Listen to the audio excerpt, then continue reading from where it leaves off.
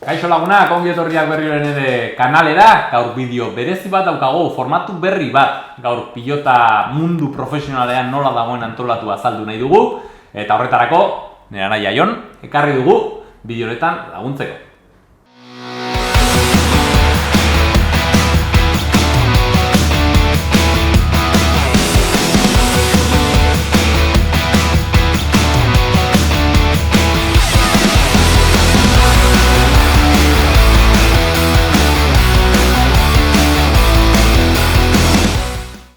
Bueno, Jon, eskerrik asko etortzeagatik, badakigu hor, zuek bidali dituzuen galdera batzuk ditugula, eta beste batzuk ere erantzi ditugu, pixka eta hobeto azaltzeko nola dagoen antolatua pilota mundua, jendeak errazago ulertzeko, espero dut ongi portatzea, bestela ez zaritzuliko, eta, bueno, Nik asko ikaseko dut ere, Altuna izan zen gure azkeneko gonbidatua, orain zu, ez dakit bera edo gora goazen, baina...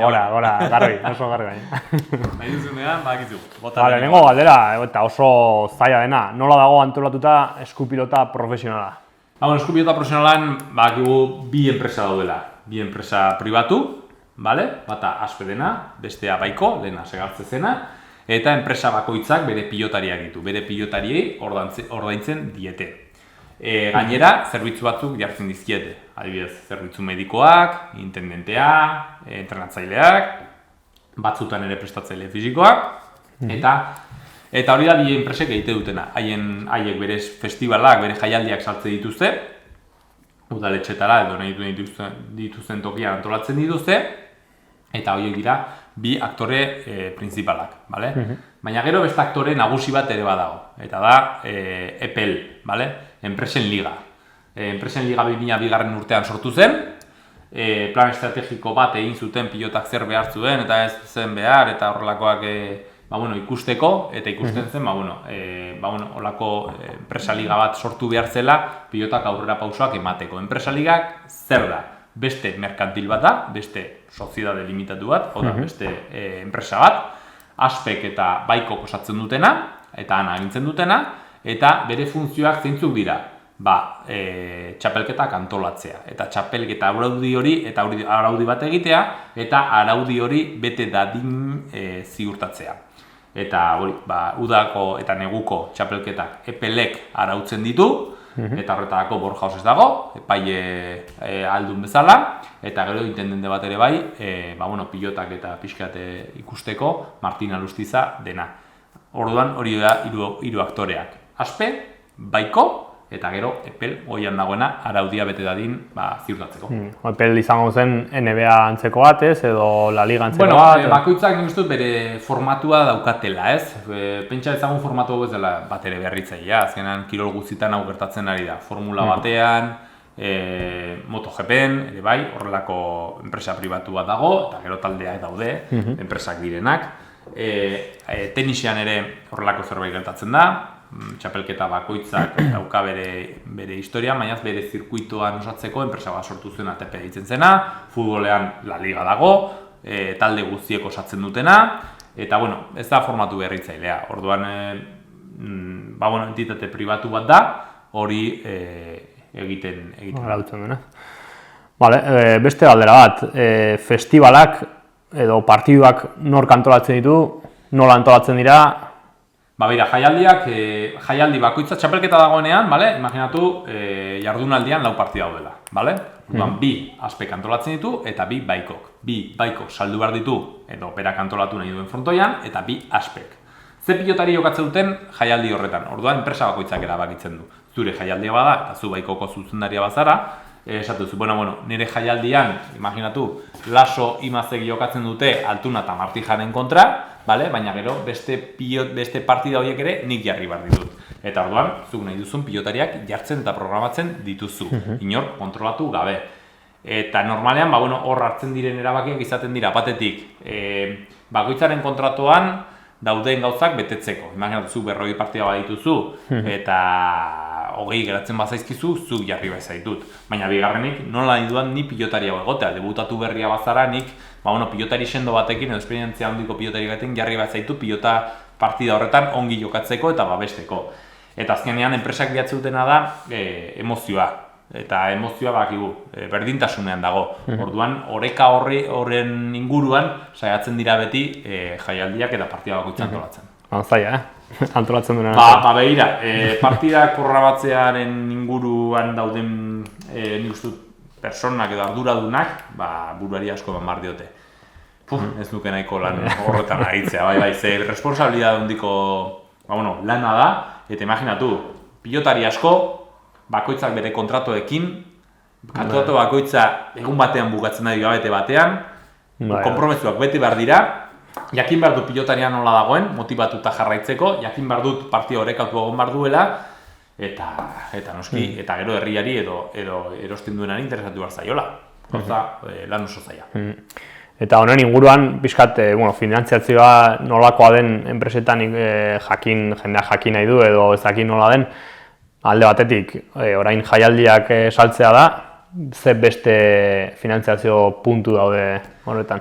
Enpresek hiru finantziazio iturri dituzte, edo diru iturri dituzte, hobe esateko. Bat, eta garrantzitsuna, telebista eta publizitatea. Azkenan, telebistaz dago, publizitatea zaila egotea. Orduan, telebista eta publizitatea gaur egun da, diru iturri handiena enpresentzat.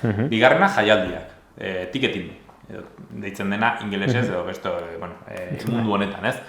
Zer da, azkenean, sarrerak zuzenean, enpresak antolatzen baditu bere jaialdiak, diru sarrera handia da sarrerena, jendea badoa, noski, bestela ez, edo jaialdia saltzea. Nik zuri saltu alduzu, zu udaletxe bat zara, edo pilota eskola bat, edo zu Joni Duatek nahi du jaialdi bat antolatu, eta nik esatu duzu jaialdi honek hainbeste balio du, tori hau, eta sarrerak zuretzat, edo pixkat gutxiko balioko du, baina baita, sarreren eguneko 50 niretzat eta 50 zuretzat, hor aukera asko daude.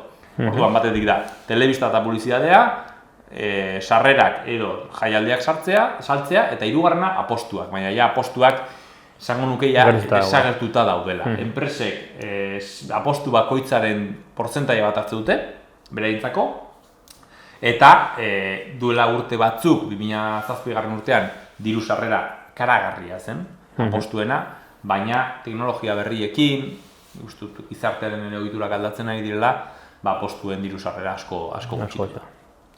Igual bideo batean azalduko du. Jaialdi buruz hitz egin dugu, enpresak ze kriterioa hartzen dituzten bikoteak sortzeko, txapelketa batean zer hartzen dute kontutan enpresek bikoteak sortzeko? Batetik, esan dugu, oreka egotea. Azkenean emozia egotea. Txapelketa bat egiten baduzu eta bikote oso potente bat jartzen duzu edo bi eta besteak ez, azkenean txapelketak ez du emoziorik izango eta inork ez du jarraituko eta enpresentako gaizki, pilotarientzako gaizki eta denontzako gaizki. Batetik, oreka. Hori da garrantzitsuena. Baina horren barruan, bi enpresek irabazi nahi dute.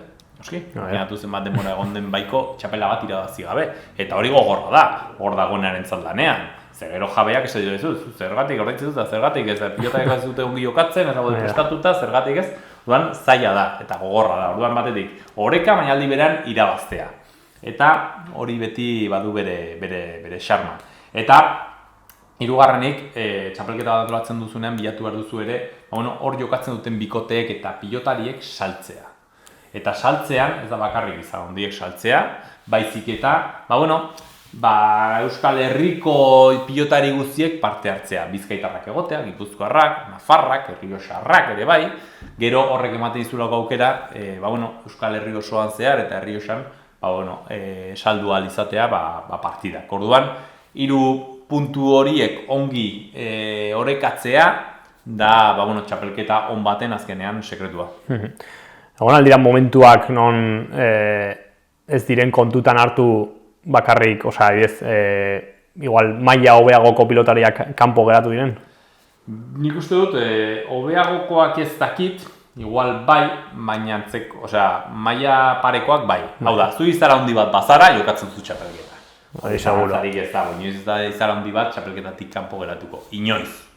Enpresariak ez dira tontoak eta pilotari handienak. Horrekin jaialdi gehiago sortzen dituz? Noski, hori gertatuko da. Baina bai batzutan gertatzen dela batez ere pilotari gazteekin. Zu betik gora zoazenean, haian buruz-buruko txapelketa on bat egiten duzu, autoerdiko oso on bat, baina zuzu irabaztea lortu. Eta orduan, enpresek badute beste pilotari bat, agian urte gehiago dara malako, zure mailaren parekoa, eta igual zuk binakako partidetan jaialdiran irabazi diezu ja askotan, eta igual pixkat hobeto zaudela uste duzu, baina berak kontrato beha dauka, edo lurralde batekoa da, eta lurralde horrek badu garrantzia jaialdietan, eta enpresek eta enpresariek noski, gauza horiek ere kontutan hartzen dituzte. Horrelako pilotari batzuk ikusi dugu, behiratzen bat kostatu zaio niri jakari lehenengo mailan asentatzea, txapela bat irabazi behar izan zuen. Ezkurdiari ere bai, behiratzen bat kostatzen zaion, eta zalantzarik ez zegoen Ezkurdiale mailako pilotaria zela. Zalantzarik ez zegoen, baina zen lehenengo asperen lehenengo bukera izan momentu askotan, eta orain gutxi arte, uda askotan gaizki pasadu partida oso gutxi jokatuz, ez? Duan hor pilotari batzuk badaude, asko kosta zaiena hor toki bat egitea. Zer ziurtatzen dizu tokia? Normalean txapela bat irabaztea.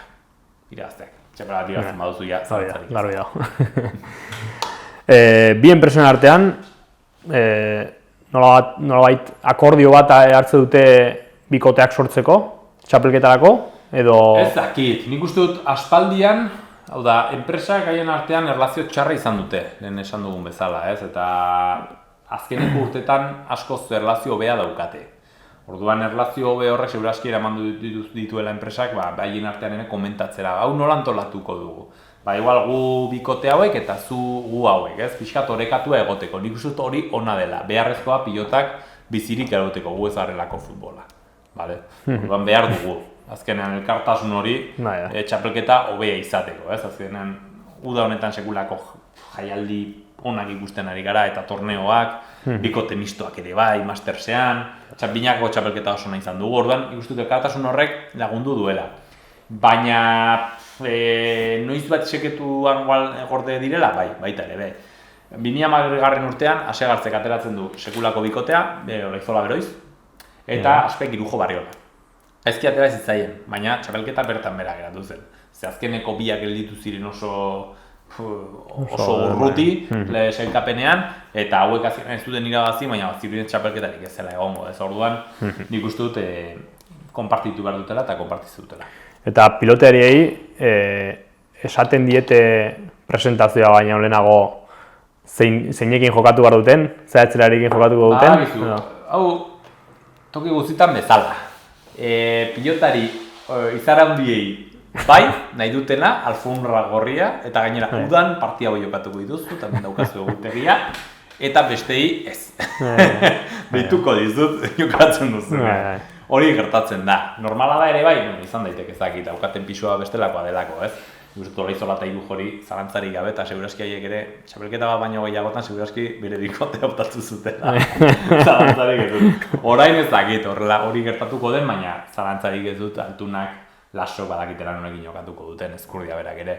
Baina beste pilotari batzuk igual kolokan daudenak azkeneko unean deitzen diete, ez filtratzeko, normala dere bai, ni enpresa banitz hori ingo nuke.